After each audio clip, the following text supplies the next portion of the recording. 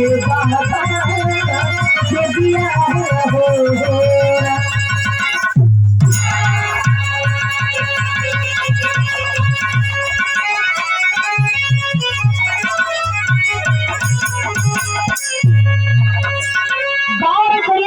भूमिका से ही हमारे कहानी की शुरुआत हो गई। कहानी बड़ा खूबसूरत बाकी मास्टर। धारा नगरी के राजा प्रतापी सुभर भोज ज्ञानी का इतिहास जाने जमाना।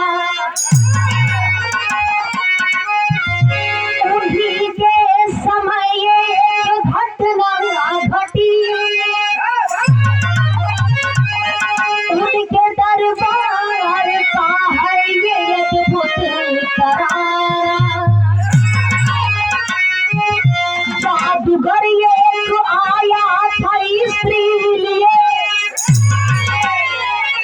अपनी कौशल कला को रहा था दिखाई। कहे भूप 14 कला में निपुण में जनता को देना दिखाई।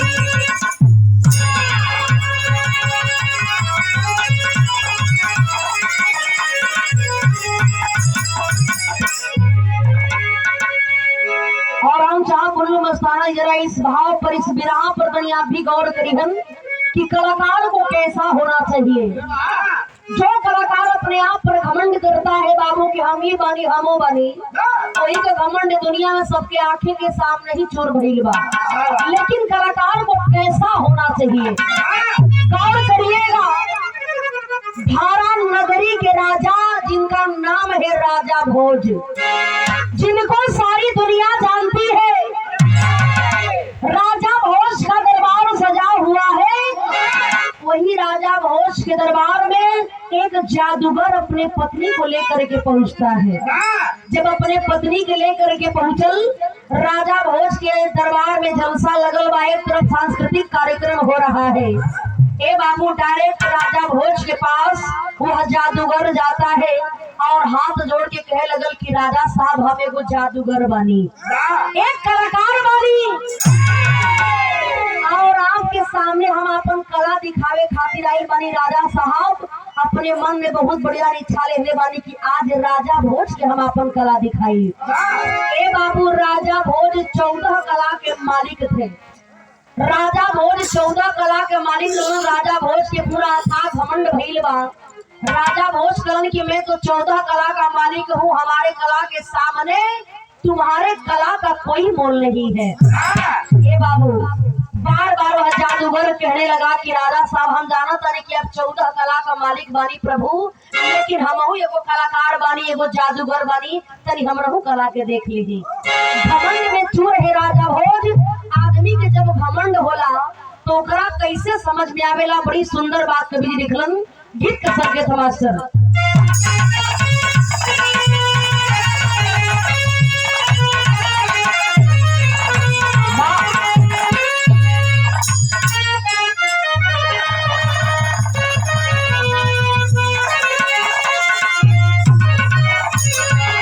देखा कोनो लड़का कोनो लड़की के देखे कहले रहल का कहे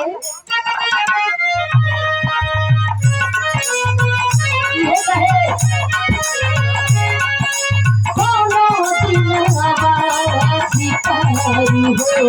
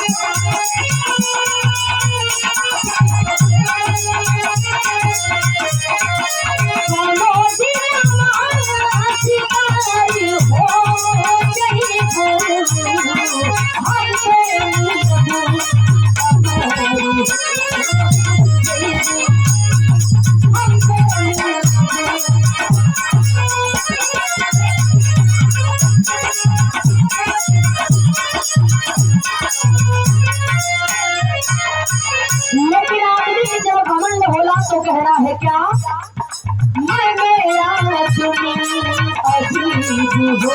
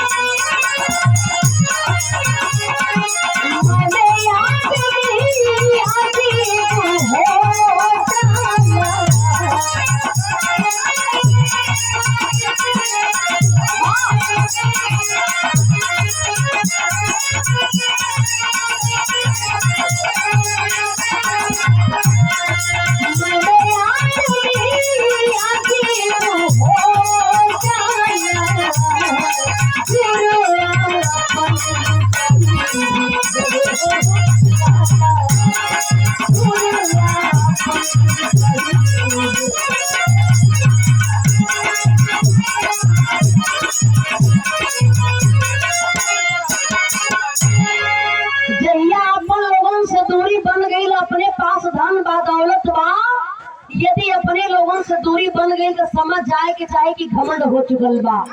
राजा भोज 14 कला के मालिक और उनके बहुत बढ़िया अपने आप पर घमंड बा। ए बाबू जादूगर से करण की अपनी कला कहीं बाहर जा करके दिखला दो, हमारे पास टाइम नहीं है। तोरे जैसा ना जाने कितना कलाकार आवेला ना कितना सजन। भैया हेलो, अब भाई खूब चाप चाप पहले रहा। अब जब बिरहा हो तब तो सुन आराम से।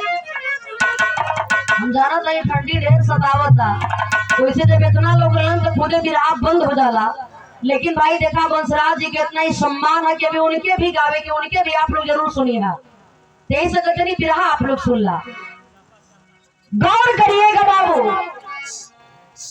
हुए तो अमुक गली के भी भाभी बकिए बड़ी, अभी दूल्हे राजा भी बकिए हुए। हम चाहते नहीं कि दूल्हो राजा के भी पकड़ के यहाँ लिए कि दूल्हे राजा के भी हम दर्शन कर ले।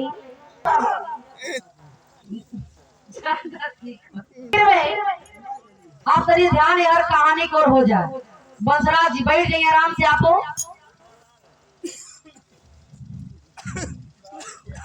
देख आखिर में श्री राम भैया बहुत पुराना हुआ है, उसे मत कहा। देख आखिर में बता ना बड़ी ताकत मांसाहारी ठीक हो, लेकिन ये समय शाकाहारी गड़बड़ा गल। गौर करिएगा। हाँ जी सर्वाहारी ठीक करिएगा। चलिए ए बाबू जरा कहानी पर आप लोग गौर करिए। देख आखिर में राजा भोज से जादूगर कहने लगा कि प्रभु आप तो 14 कला का मालिक ये हुआ, लेकिन हमारो दिल में अरमान बा कि हम एगो कलाकार बने, एगो जादूगर बने तो आपके सामने अपन कला दिखाई। यदि हमारी कला आपके पसंद नहीं, हमरा के भगा दिया, हम राज्य छोड़ के चल गए। कहता है मास्टर ये नजम के लाइन से,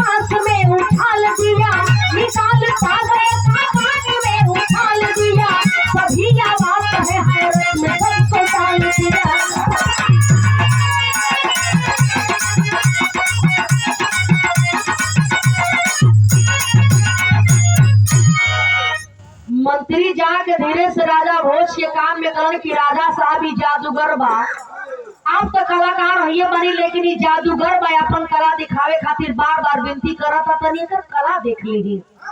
ए बाबू इतना बतिया के सुन करके राजा भोज आदेश देते हैं कि जादूगर अपनी कलाकारी को पेश करो। जादूगरवा हाथ जोड़ के कहे लगल कि प्रभु आदेश हो गई तो अपन कला हम जरूर दिखाईब, यदि हमार कला न पसंद आई तो हमरा के राज्य से भगा दीहा। आदेश को पाता है बाबू जादूगर और अपने जादुई झोली में से एगो तागा निकलले हो, एक अंटा निकलले हो। अंटा होके कहल जाला जौने में तगवा लपेटल जाला। हम तो कहीं कि अंडा तू जब ये पूरा दिन खाए पर जुझल हुआ तो के यह समझ में आई अंटा जोने में तागा लपेटल रहेला वही के अंटा कहल जाला। निकालता है अंटा और उछाल देता है आसमान में। जब आसमान में अंटा के उछलने बा ए बाबू आसमान पर जा करके अंटा अटक गई और अंटा से नीचे तक धागा लटक गई। लोग देख करके बड़ा अवाक हो गए, अरे बाप रे बाप, आज तक तो बड़ा कला जादुई कला देखले बानी जा, लेकिन ई कलाकार बड़ा सबसे हट के लगता। राजा भोज नजरिया ऊपरा करके देखत हूँ तो अंटा का पते नहीं हो, अंटा पता न कितना दूर बा कहीं दिखाई न देत बा, लेकिन ऊपर से लेकर के नीचे तक तागा लटका हुआ है। राजा भोज जादूगर से कहल कि सुनो तुम्हारा अंटा कहाँ पर अटका है। ये बतिया के सुन करके जादूगर कह लगल कि प्रभु जाना तनी हमारा अंटा कहाँ अटकल हो, बता रहा मास्टर यहाँ जीत लगल कैसे।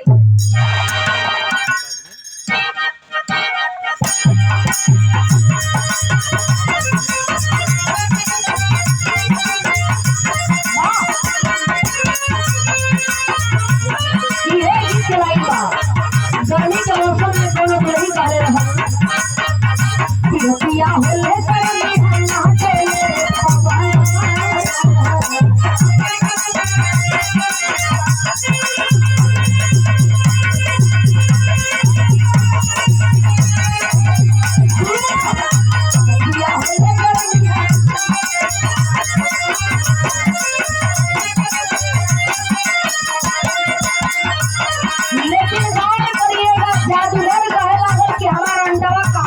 हो कहे का आप फसल ले जाते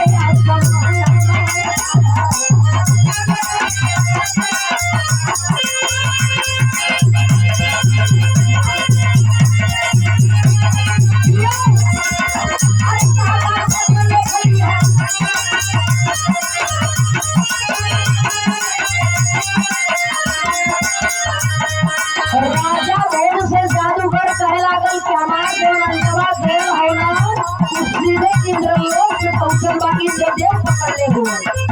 राजा भोज कहकर देखला के बाद लगता कई दिन का नहिले नहीं हो, अब कहता कि हमारा तागा इंद्रलोक में गई बा इंद्रदेव पकड़ले हो। कहे लागल का कहले राजा से देखताई पकड़े इंद्रदेव है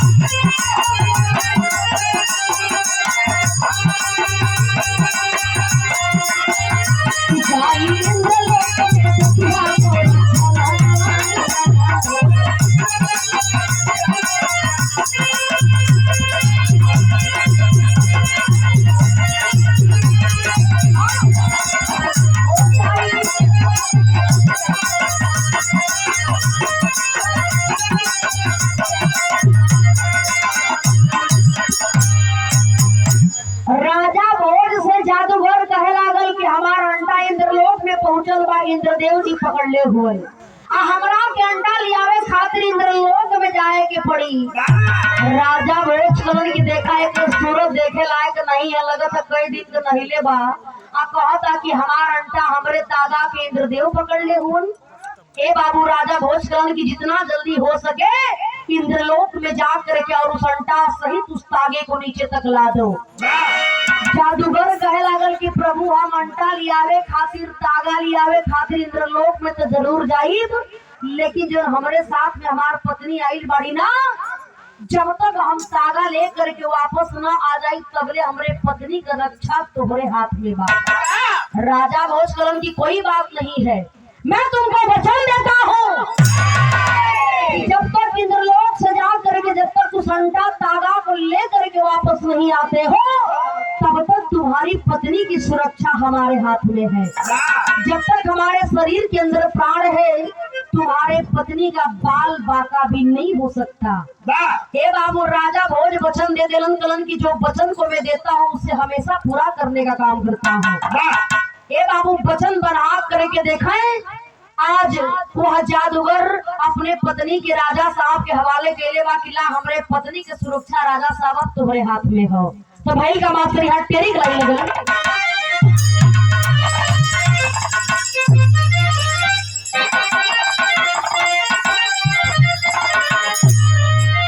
बचनिया अरे बिहले राजा के रीला, अरे बचनिया बिहले राजा अरे बचनिया बिहले राजा के रीला, हमरे जिया सुरक्षित रही है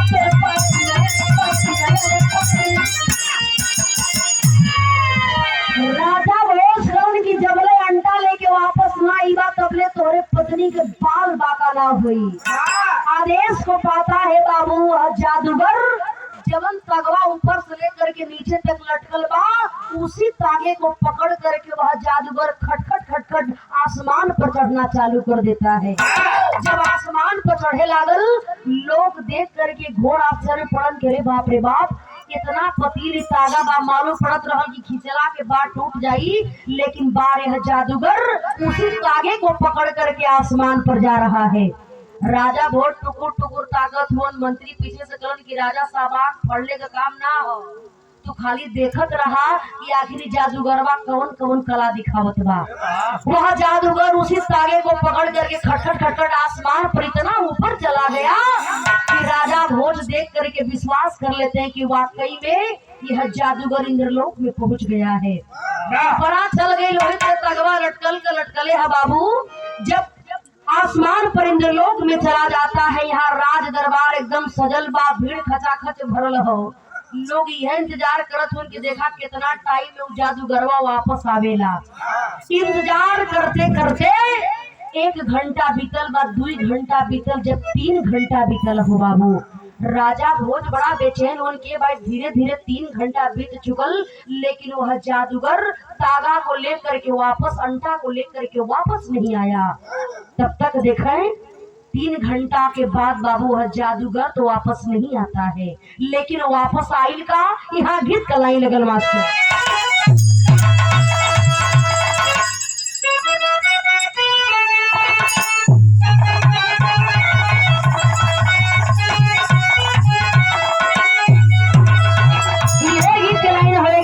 माता बहनी लोगों ने बड़ा प्यार से गा बिलिन कैसे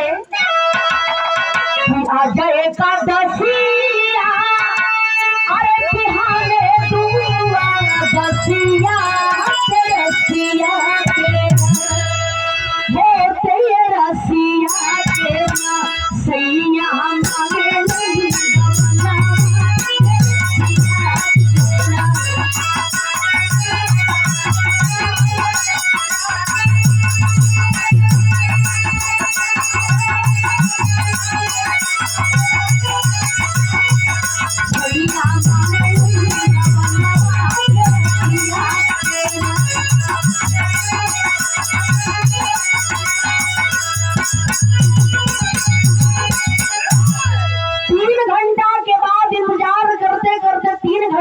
लेकिन जादूगर अंडा को लेकर के वापस नहीं आता है। लेकिन आया क्या कहना है कि जादूगर गई लेना अरे कुछ देर आई ले आई सब कर रुके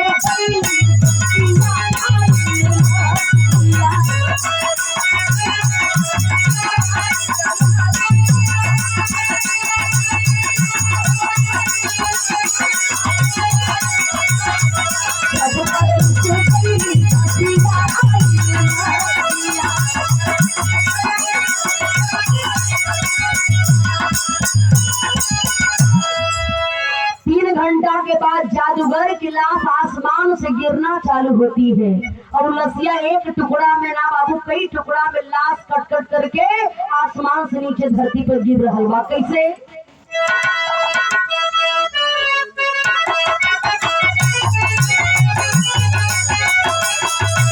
कटी कटी हाथ बाबा सागरो करिया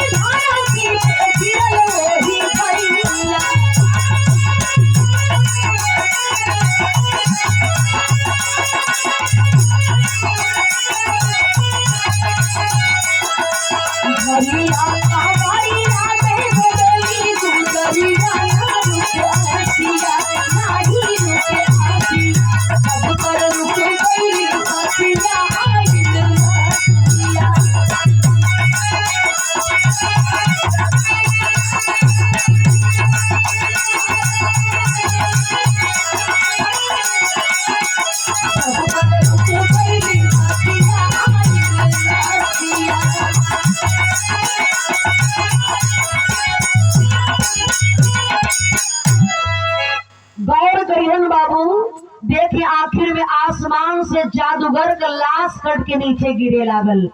कब वो हाथ कट के गिर रहा बा, कब वो पैर कट के गिर रहा बा, कब वो मुड़ी कट करके गिर रहा बा।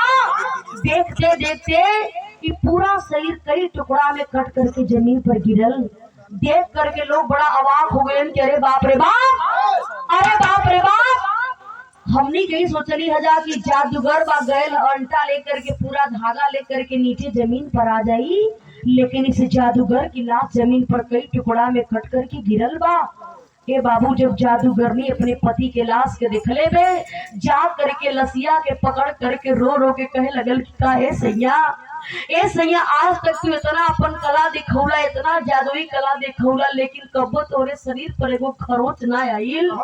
आखिर राजा भोज के तू कैसन अपन कला दिखौला कि यही तगवा के पकड़ करके आसमान पर इंद्रलोक में गईला, लेकिन जिंदा वापस ना आइला, तो हर लाश कट के जमीन पर आ गईल।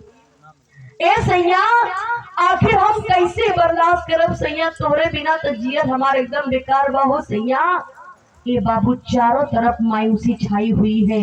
लोग देख करके आश्चर्य में पड़े हुए हैं कि राजा साहब एकरा के भगा दिलतन तबो एकर जान बच जात। आखिर ये बेचारी तड़प तड़प करके रो रहल बे। राजा भोज के दिमाग देखे काम करत बा कि आखिर हम करी तो का करी, लेकिन सोचे वाली बतिया तई हो कि जौने तगवा के पकड़ करके बाबू जादूगर आसमान पर गई रहल, वो तगवा वही तरह बिल्कुल लटकल बा, वो तागा उसी तरह बिल्कुल लटका हुआ है। लोग सोचत हन कि आखिर हो का रहल बा। जादूगरनी जादूगर की पत्नी आज राजा भोज के सामने जा करके बड़ा बिलाप स्वर में रोत बे और रो के एगो बात कहलस। का कहलस मास्टर?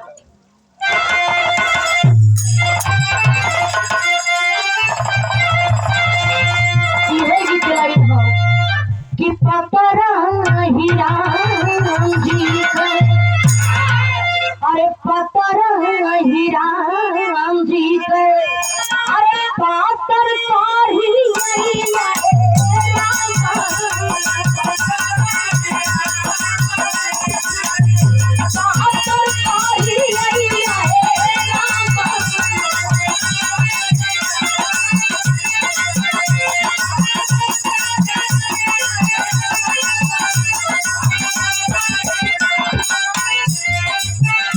कारी करिएगा बाबू, आज रो करके वह जादूगर ने कह रहल बेका,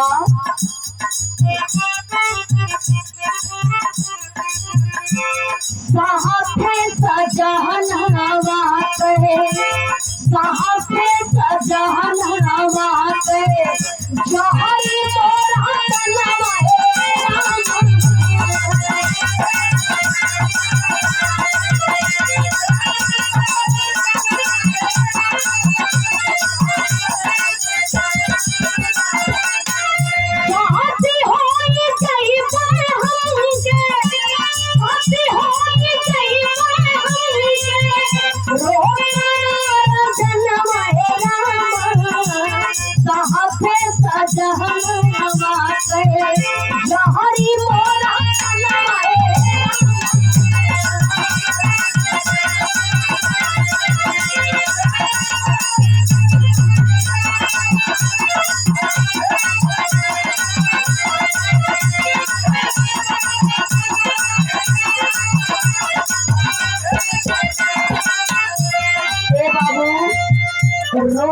के जादूगरनी कहे लगल कि राजा साहब हमरे सैया के साथ बहू के जला दिहा।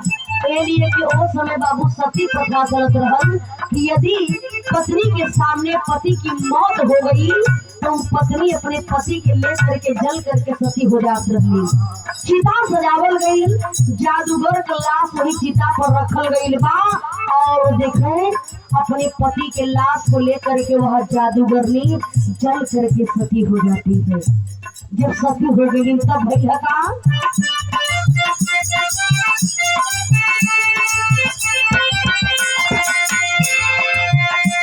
सती होई गईली ही अपने पति के साथ हो।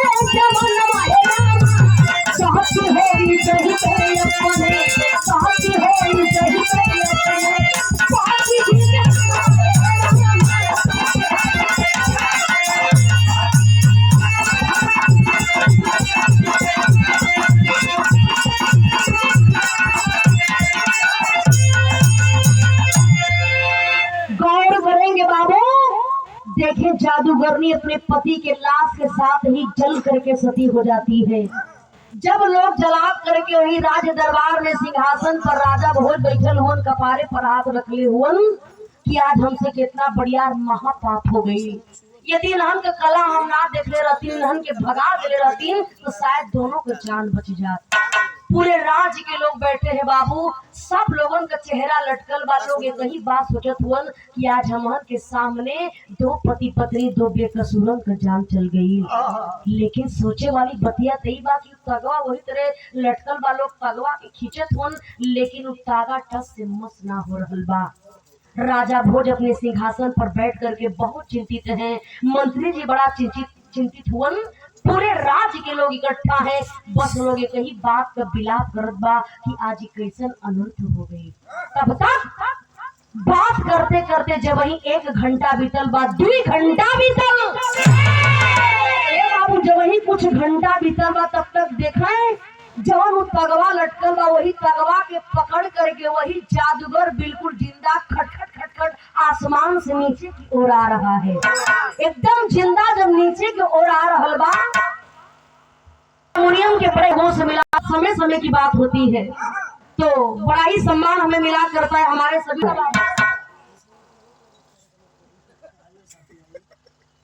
गौर करिएगा बाबू, देखिए आखिर में जवान तगवा लटकल हो आसमान से, देखिए वह तगवा के पकड़ करके बिल्कुल जिंदा वह जादूगर खटखट खटखट पकड़ करके तागा के लपेटत नीचे आ रहल बा। आप करके अंता में पूरा तागा लपेट करके राजा भोज के सामने दिखा दिलस कि बजाइए ताली, अरे बजाओ ताली, ये तो मेरी पहली कला है। राजा भोज के देखे बाबू, देख करके उनको दिमाग है करत बा करण करे बाप रे बाप। अब वही देख रहा कि हमने के जला के आवत बनी जब तबले ऊपरा से कहां से जिंदा तगवा के पकड़ के खटखट खटखट नीचे आ गई, पूरा तगवा के लपेट के कहत बा मेरी पहली कला है। हे बाबू देखे राजा भोज देख करके घोर आश्चर्य में पड़ल हुअन। पूरी प्रजा के लोग देख करके के ताली बजावत सब तो ये सोचत बा कि हो का रहल बा। चारों तरफ नजर घुमा करके वह जादूगर देखता है, कह लगल कि बस बस राजा साहब, अब हम समझ गए कि आप लोगों ने हमारा कला तन को पसंद ना आई, हमारी कला आप लोगों को नहीं पसंद आई, कोई बात नहीं। मैं कहा था कि जब मेरी कला आपको पसंद नहीं आएगी तो मैं राज्य को छोड़ करके चला जाऊंगा। ए राजा साहब, हम राज्य के छोड़ के अब चल जाएंगे, लेकिन हमारे पत्नी की कहाँ बड़ी हमारी पत्नी की मिला दीजिए। ये बतिया सुनते तब राजा भोज के कटले खून ना, तब भाई लगा मास्टर यहाँ पापड़ से कह गई।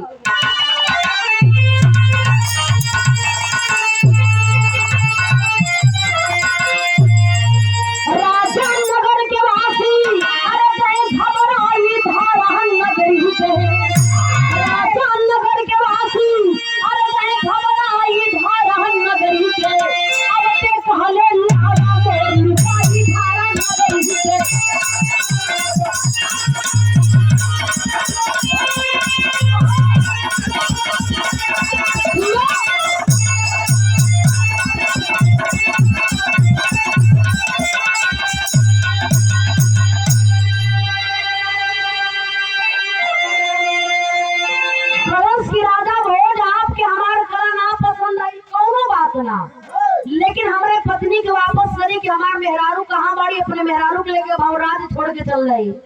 यह बतिया सुन करके तब तो राजा बोले इधर उधर छटके न लगलन। मंत्री सिपाहियन के बोला के कद के देख ला, अब आई 14 कला के मालिक बनत रहना, बहुत बड़का ही लगत रहा कि इनसे बढ़िया कलाकार के होइए नहीं हो। आई जादूगरवा ऐसा अपन कला दिखौलो से करे मेहरारू के फूक के आल हुवन। अब देखा कर मेहरारू कहाँ से लिया के करा के देलन। मंत्री और ताकत और राजा बोल की का मंत्री कलश के हमसे कोनो मतलब नहीं हो, तोरे केस में हम कोनो साथ न दे सकीला, हमार तो खुदे खोपड़ी ना काम करत है कि तू मेहरारू देबा तो कहाँ से देबा। राजा बोल बेचारू पागल की तरह हर सोहर होत हुवन।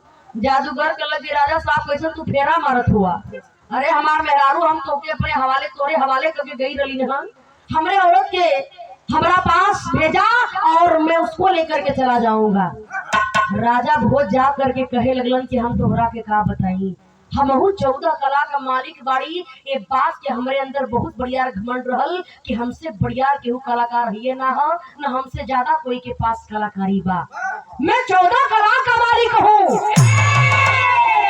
लेकिन तुम इतने बड़े कलाकार हो, मैं इस बात को नहीं समझ पाया। जब तू तगवा पकड़ के ऊपर गईला 2-3 घंटा हमने के इंतजार करी जा, तू तागा से जब नीचे आसमान से नीचे ना आईला ना, आसमान से तुहार लाश कट के धरती पर गिरल। हम समझ गए कि लगत बा कि तुहार मौत हो गई बा, और तुहरे लाश के उठा करके चिता पर जब सजावल गई तो तुहरे चिता के साथे तुहार पत्नी भी जल करके सती हो गई। हम कहाँ से तोहरा के तुहार पत्नी ला करके दी, हमसे बहुत बढ़िया भूल हो गई कि हम तुहरे कला का कदर ना कैली, तुहार अपमान कैली। हमके अपने कला पर बहुत बढ़िया घमंड रहल कि हम 14 कला का मालिक बाड़ी, हमसे बेसी के करे जानकारी हो, लेकिन मैं आपका सम्मान नहीं कर पाया, हमसे बहुत बढ़िया भूल हो गई। जादूगर हमरा के माफ कर दा, तो हर पत्नी हम कैसे वापस करी। जब इतना बतिया कि जादूगर सुन ले बा, कहे लगल कि राजा साहब आप हमसे कहे थे कि जो वचन को मैं देता हूँ उसे हर हाल में मैं पूरा करता हूँ, आप अपने वचन से पीछे हो रहे हैं। यही से बड़ा सुंदर लाइन लिखल गई, घमंड कौना बात के बाबू। आधा के लाइन से कहना है क्या,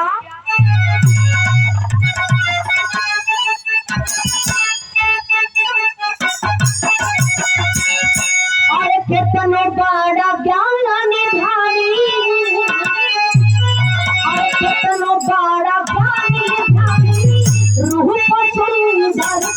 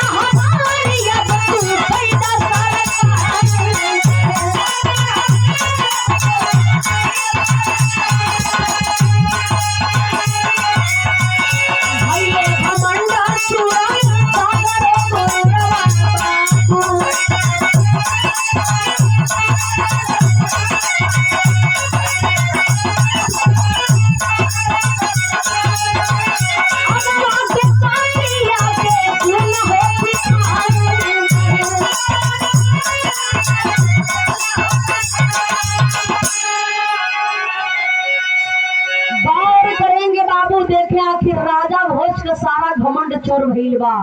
कितनो बड़ा ज्ञानी ध्यानी रूप सुंदरता, आदमी के पास कितना हो बड़ा सुंदरता हो जाए, रुपया पैसा कुछ हो जाए बाबू, लेकिन जौना दिने घमंड शरीर के अंदर आ जाई वो दिने इस कला के सुंदरता का कोनो मतलब ना रह जाई। काहे से कि धरती पीरन से खाली नहीं हो, बड़े से बड़े वीर इस दुनिया में पड़े हुए हैं। देखिए आखिर में राजा भोज जा करके जादूगर के सामने हाथ जोड़ लेते हैं। कहते हैं कि जादूगर, हमसे बहुत बड़ी भूल हुई, मैं नहीं समझ पाया कि तुम अपनी कला दिखा रहे हो। हम तो ही समझ ली कि तुहार जब लसिया ऊपर से गिर गई तो तुम मर चुकल बड़ा, और तुम्हारी लाश के साथ तुहार पत्नी भी सती हो गई। लेकिन तुझे न्याय मिलेगा। मैं अपने जिस वचन को देता हूँ निभाने का काम करता हूँ। हमारे हाथ से बहुत बड़ा पाप हो गया है जादूगर, तोहरा के न्याय भी मिली और हम अपने वचन के भी पूरा करो। निकालते हैं अपनी तलवार को और तलवार को ले जा करके बाबू उस जादूगर के हाथ में रख देते हैं। कहते हैं कि इसी तलवार से हमारे सर को हमारे धड़ से अलग कर दो, मैं अपने पाप का प्रायश्चित भी कर लूंगा और तुम्हारा बदला भी पूरा हो जाएगा। गुस्से से लाल है आंखें, जादूगर उठाता है तलवार को। जब ही राजा भोज के ऊपर चलाने के लिए चला तो होता है क्या,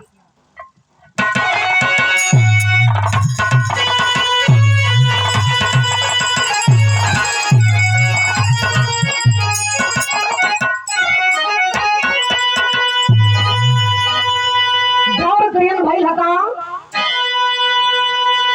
मारल चहले और राजा भेज पे कटरिया सुना। मारल चहले और राजा भेज पे कटरिया सुना। अरे तब ले आ गई सभाना।